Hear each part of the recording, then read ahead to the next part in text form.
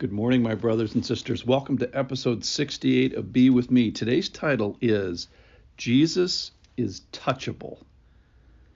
And I talked before a couple days ago, maybe 10 days or so ago, about the wounds in Jesus' hands inside. Is there anybody who is not going to put your finger in those holes in heaven? And I think the answer is no. I think we're all going to get to do that. So here's how we get there today. The guys from the road to Emmaus are just back. It might be a guy and a girl. And they find the 11 and those who were gathered together in Jerusalem. And I thought the guys from Emmaus said this, but I think it's actually the guys from the 11 say when the two Emmaus people walk in the door, the Lord has risen indeed and has appeared to Simon. So they say the Lord has risen indeed. And then the Emmaus guys told them what had happened on the road and how he was known to them in the breaking of the bread up in Emmaus. So they hightail it back to Jerusalem, and here's what happened. Okay, so this is in Luke 24, and I'm going to start in verse 36. And the title of this is Jesus Appears to His Disciples. No kidding. As they were talking about these things, so the Emmaus two people and the Jerusalem 11 plus others gathered together, Jesus himself stood among them and said to them, "Peace be to you, peace to you." But they were startled and frightened and thought they saw a spirit. And he said to them, "Why are you troubled, and why do doubts arise in your hearts? See my hands and my feet, that it is I myself. Touch me and see. For a spirit does not have flesh and bones, as you see that I have." And when he had said this, he showed them his hands and feet. And while they still disbelieved for joy and were marveling, he said to them, "Have you anything here to eat?" They gave him a piece of broiled fish, and he took it and ate before them. All right. So remember, Jesus had been sequentially appearing to people, the women at the tomb, then to Mary Magdalene, then to the people at Emmaus, one of them being a guy, Cleopas. Then we find that he's appeared to Peter. John and Peter have had a report of the empty tomb.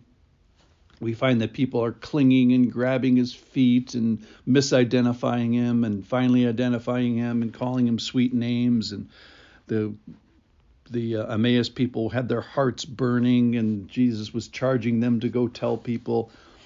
And so now we have this first contact, and when Jesus suddenly appears to them, so there's some sort of a surprise thing going on, his words are peace to you, shalom. So that means more than just absence of conflict. It's a positive thing. It's a blessing. It strongly hints at a right relationship with God. So this enmity that we had with God is now friendship and brotherhood and family. It's someone that may have been far off and now is near. So it's a very pregnant thing that he says when he says peace to you. But then, so these are the same people that just said to the Emmaus guys, "He is risen indeed." But they were startled. So 5 things: startled, frightened, misidentifying, thought they saw a spirit. And then Jesus says, "You're troubled, and why do doubts arise in your heart?" So 5 things: startling, frightening, thought they saw a spirit, troubled, and doubting in their heart. These are people that just said that Jesus was risen. And so my first read through this, I said, these guys are just plagued with persistent unbelief. And it's really not quite true. That's too strong of a statement, I think. This doubting, I just think this whole belief thing is messy. And the scripture tells you that it's sort of a 2 steps forward, 1 step backward. And I mean, God can take this. And then he says, this is my favorite part from today. He says, let's examine the evidence. And he uses all 5 senses. I just love this. He says, see my hands and feet, and then touch my hands and touch me and see. And he's already talking, so he has five senses. Sight, he's got that. Hearing, he's got that. Touch, he's got that. And then I think the broiled fish adds taste and smell. So he eats the fish, he tastes the fish, and here's where I'm getting the smell part. Is the tasting is 80% smell, they say, for those of you who are food connoisseurs or wine drinkers. So he uses all five sentences. Jesus is a walking piece of evidence here about the resurrection. And this thing about being able to appear and disappear,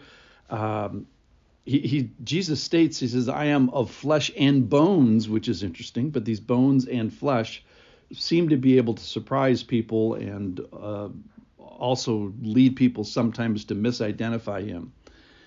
But then it says, verse 41, and while they're getting to this point of belief, happy belief here, and while they still disbelieved for joy, and I don't know exactly what that means, but I think their attitude is better. They're joyful and they're marveling, but they're still struggling with disbelief. It's the sixth thing.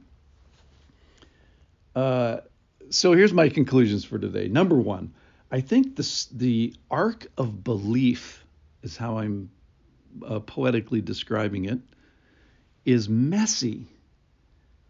And probably if we drew out or described your pattern of belief or your story, your faith journey, it probably would be messy and probably would be requiring different pieces of evidence to get to like a real solid faith. And it's worth it. In the end, you get peace with God, which is awesome. It's the shalom, this positive blessing, this positive right relationship. And so what does Jesus give us? He gives us all five senses, seeing and hearing and tasting and smelling and touching, to help believe. And I think that's going to continue into heaven. And you bet you, I think he's going to do the same thing for us. He's going to show us his hands and feet and say, touch me. I think we're going to be lined up doing this in heaven. I think it's going to be a blast. I can't wait to see you there. Thanks for listening. See you tomorrow.